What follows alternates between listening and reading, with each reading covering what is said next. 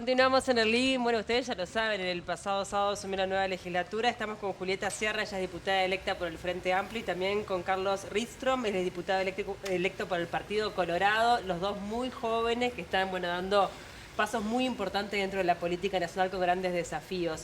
30 y pocos años los dos, ¿no? 30. 30 y 32. Y 32, bien jóvenes los dos. Gracias por acompañarnos, un gusto recibirlos. Muchas gracias a ustedes por la invitación, un honor.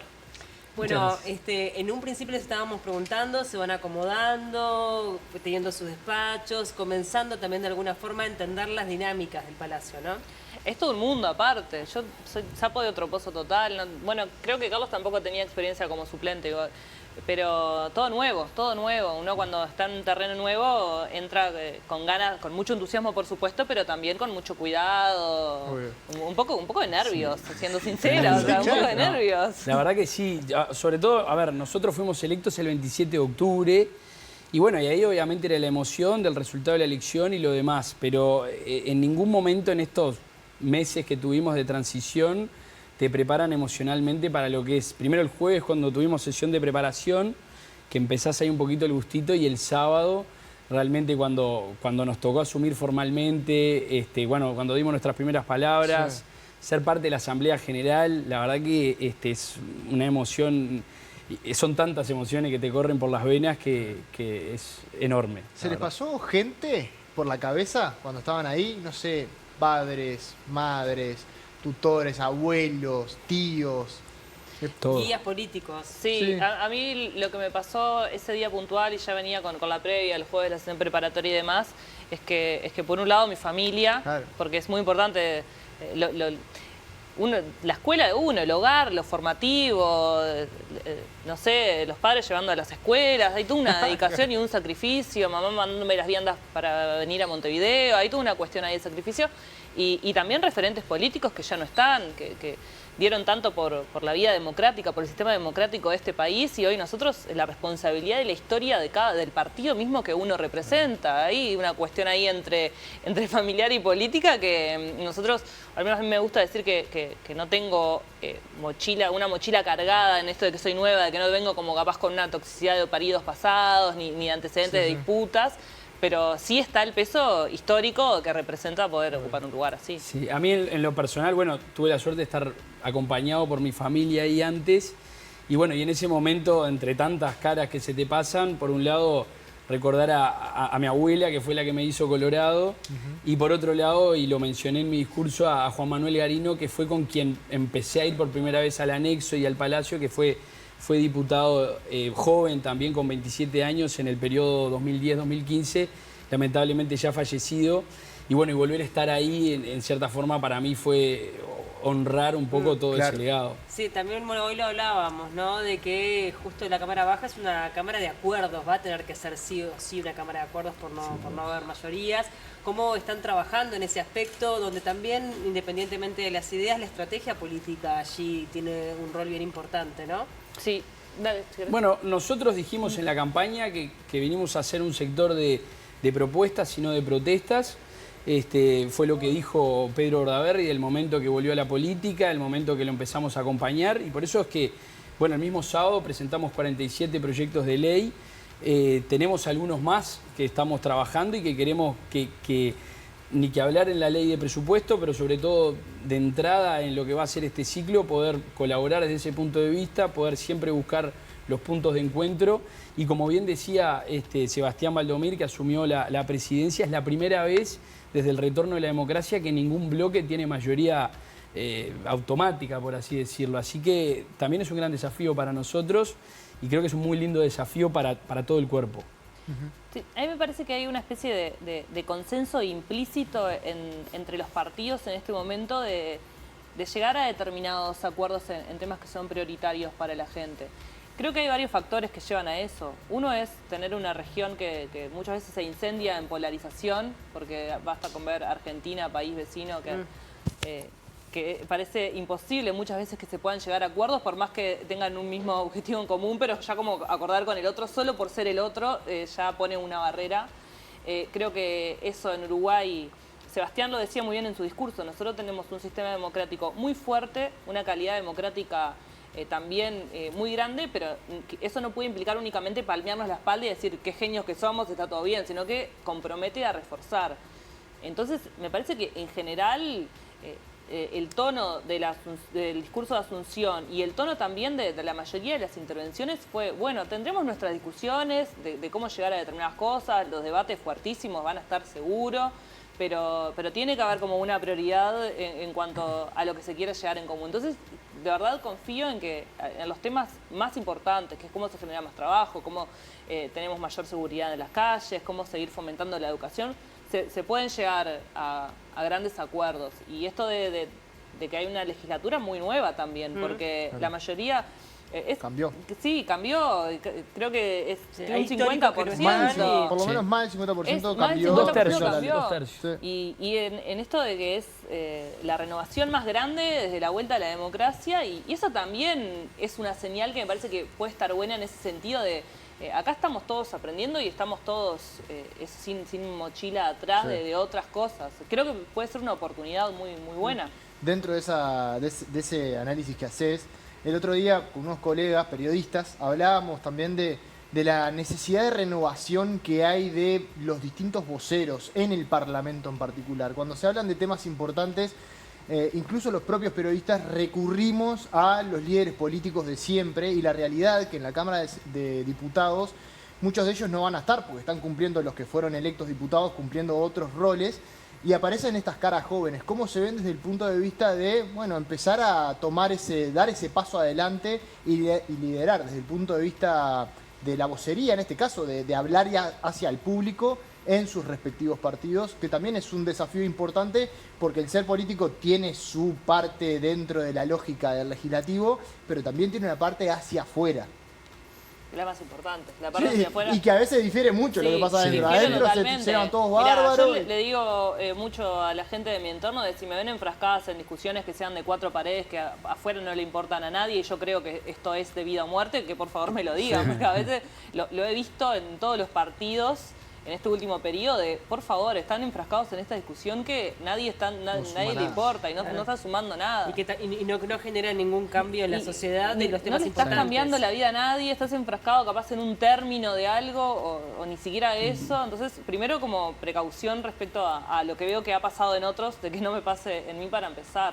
Y después, dale. No, perdón, no pensé que habías terminado. Y en respecto a las vocerías, me parece que es muy sano para todos los partidos ir renovando un poco las voces y trayendo como nuevas para la sociedad en general.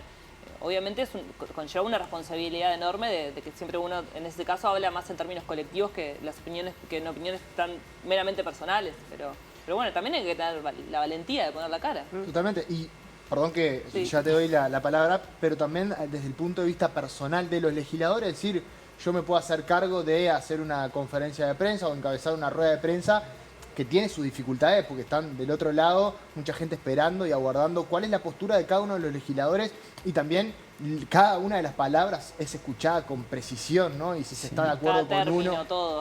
Eso me parece que es fundamental. Creo que el mundo vive a veces una crisis de representación en los sistemas democráticos.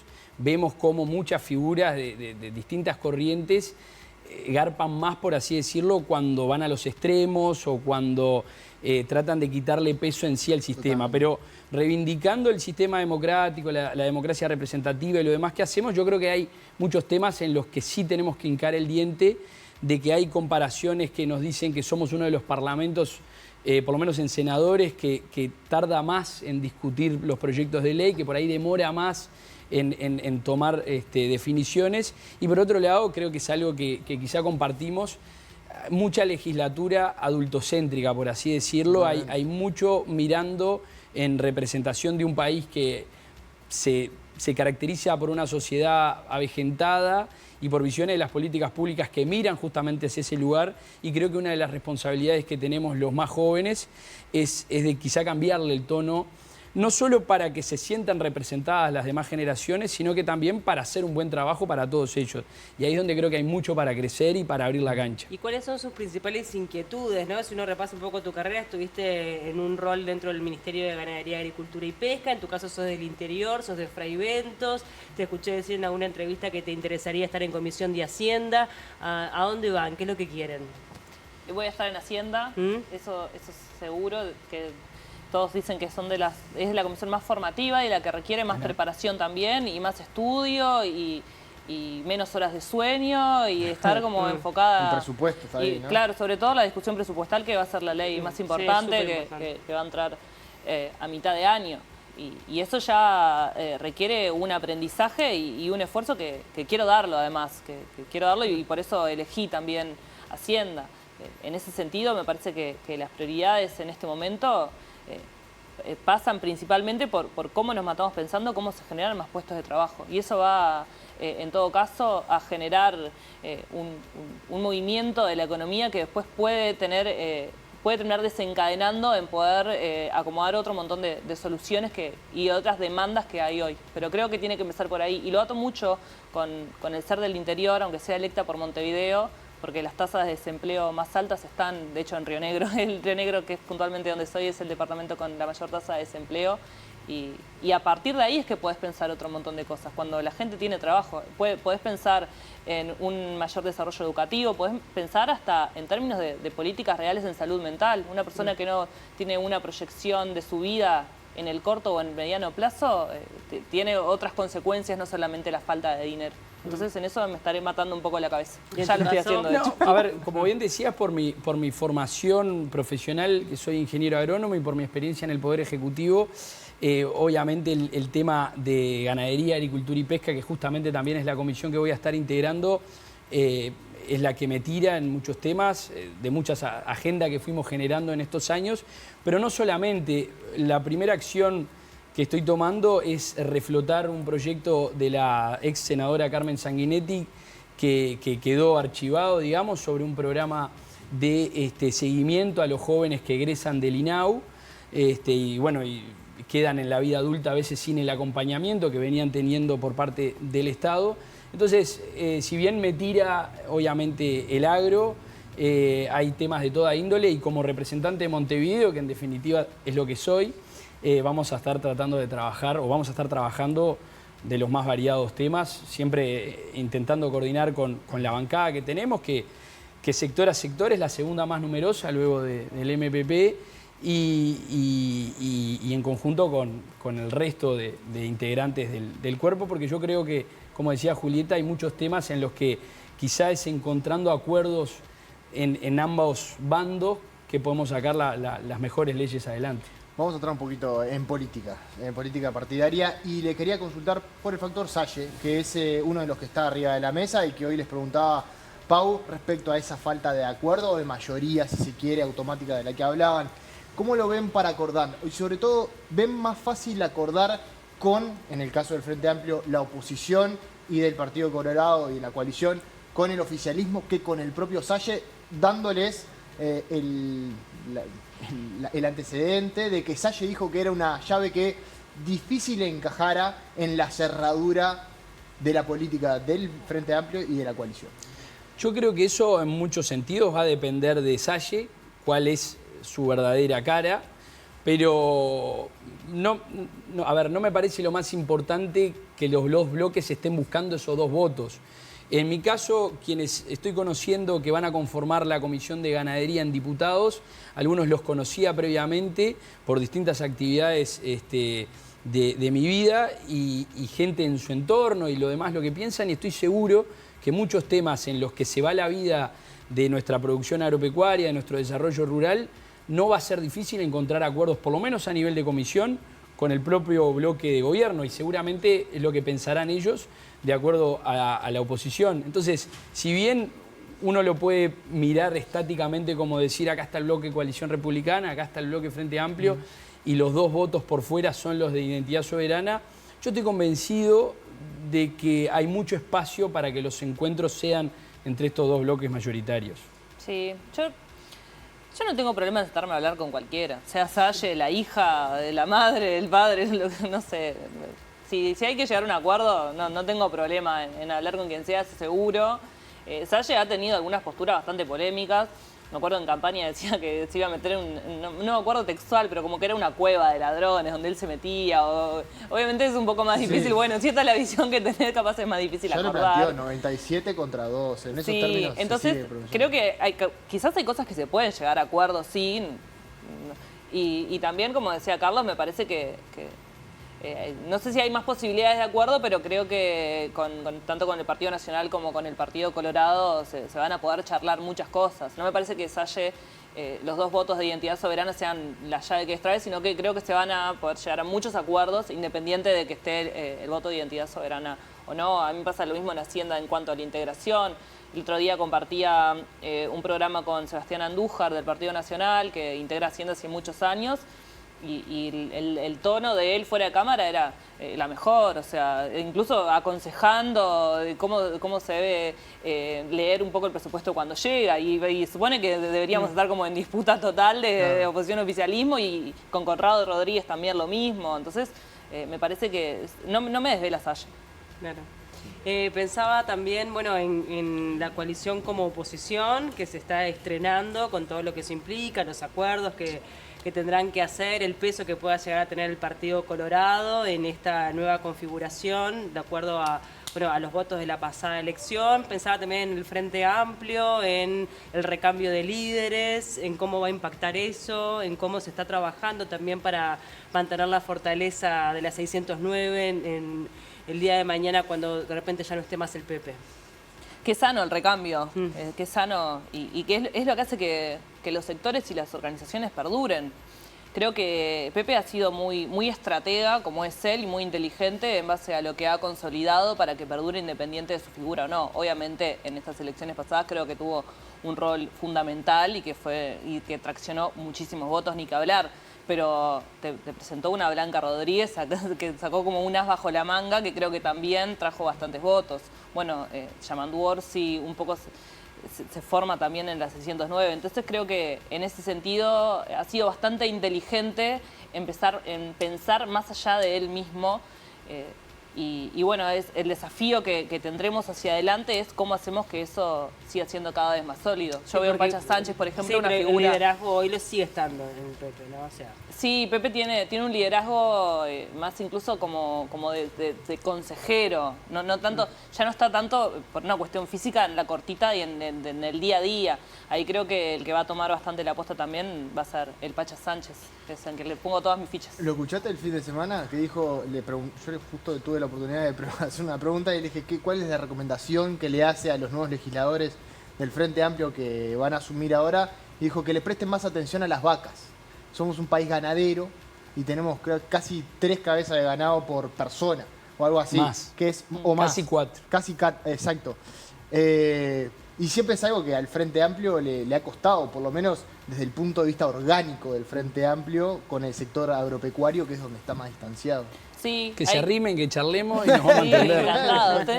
Pero pusimos muy buenos compañeros a la Comisión de Ganadería por la 609. Va a estar Marcos Presa, Carlos Reyes, compañeros que saben muchísimo. Bueno, Frati, que es Claro. designado Sí, ministro de claro. Ganadería, es de la 609. Claro que sí. Creo que hay un poco de razón tiene el Pepe. Creo que fue parte de la famosa autocrítica, que me cansé de escuchar esa palabra después del 2019, pero fue parte del centralismo que se generó en el Frente Amplio, y confío en que después de esa derrota algo se aprendió. Si no, las derrotas no sirven de mucho, pero sí, acuerdo totalmente con Pepe.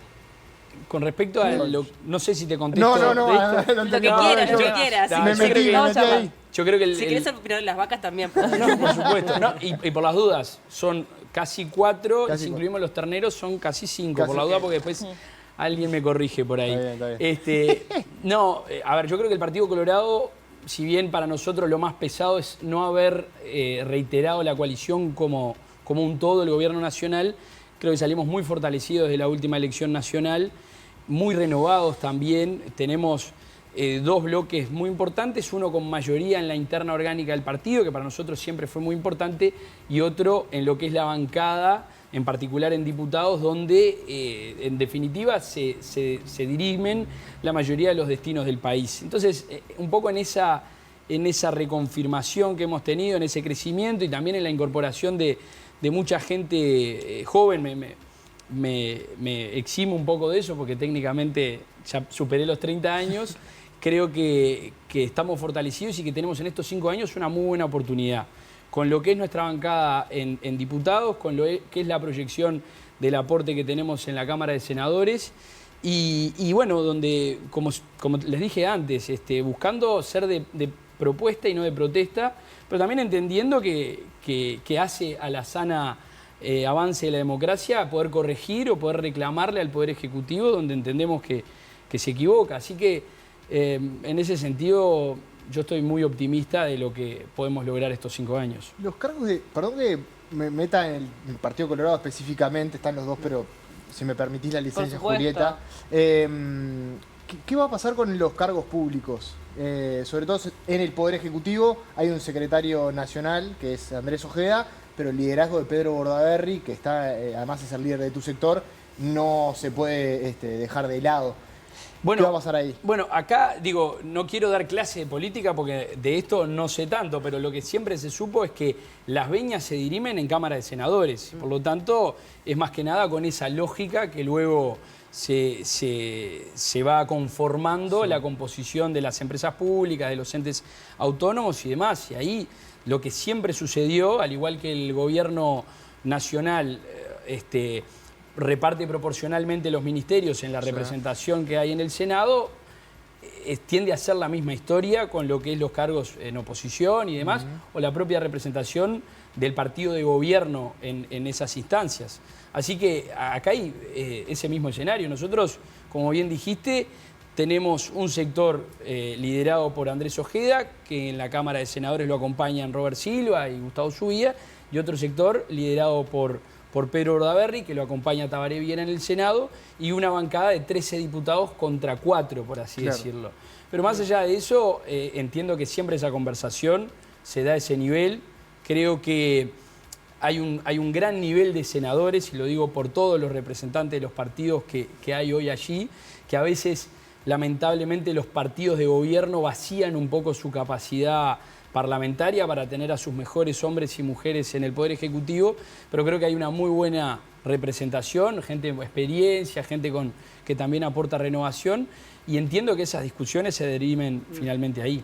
Siempre se habla que el nuestro es un país envejecido, ¿no? Y que la renovación es importante. ¿Qué es lo que pueden aportar desde su lugar de jóvenes, ¿no? Estamos hablando de personas de 30 años que tienen una experiencia de vida más acotada que muchos otros legisladores, pero también mucho más fresca en otros aspectos. Bueno, ahí yo creo que vamos a estar un poco en la lupa y vamos a veces, injustamente o no, eso lo determinará cada persona, pero nos van a exigir un poco más de credenciales por la falta de experiencia legislativa, y estará a nosotros demostrar que estamos a la altura, igual que cualquier otro legislador que lleva bastantes años, obviamente con menos preparación, pero que las intenciones son las mismas. Son buenas y puntualmente me parece que el enfoque generacional que le damos está también en ser parte de un mundo que está cambiando constantemente y que nosotros al vivirlo lo podemos interpretar y leer mejor. Y no quiero hablar con una connotación negativa de las personas que son mayores, pero en realidad en una lógica de mercado laboral que está cambiando constantemente, que después de una pandemia hay una virtualidad que en muchos casos llegó para quedarse. Cuidar que eso no implique una precarización laboral, que por estar haciendo home office crees que estás laburando menos y capaz pasás por el contrario muchas más horas. No sé, el acceso a la vivienda en las personas de nuestra generación es casi una utopía, o sea, en la mayoría de los casos.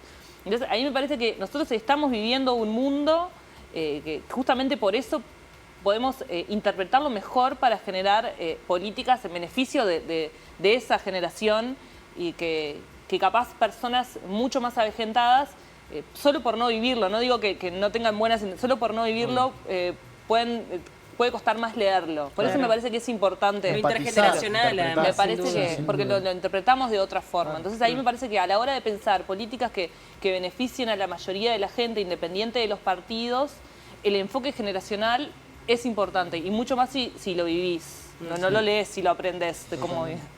Más allá del desafío, yo entiendo que tenemos una obligación de que no nos absorba, por así decirlo, lo que pueda ser la agenda de que quienes respetamos y admiramos, con quienes compartimos las bancadas y demás, nos lleven a conversaciones que por ahí nos distraigan de eso. En nuestra bancada, Matías Duque, 26 años, Paula de Armas recién cumplió 30, Maxi Campo 30. Bueno, sé que en el Partido Nacional y por supuesto en el Frente Amplio también hay varios sub-35, le llamamos. Y yo creo que ahí es esa cuestión de la obligación que tenemos nosotros de a veces golpear la mesa, por así decirlo, para que la conversación incluya estos temas, para que la conversación tome estas perspectivas y que podamos ser no solo fieles representantes de nuestros partidos, sino que también de, como decía Julieta, de nuestra generación. Ahí yo creo que tenemos un desafío, pero sobre todo una obligación en esto de que cada vez más son los jóvenes los más desencantados con el sistema político y con, encontrarle sentido a lo que nosotros hacemos, lo que nosotros creemos, pero no necesariamente quienes tienen nuestra edad y quienes comparten espacios en los que vivimos. Con todo lo que eso implica, ¿no?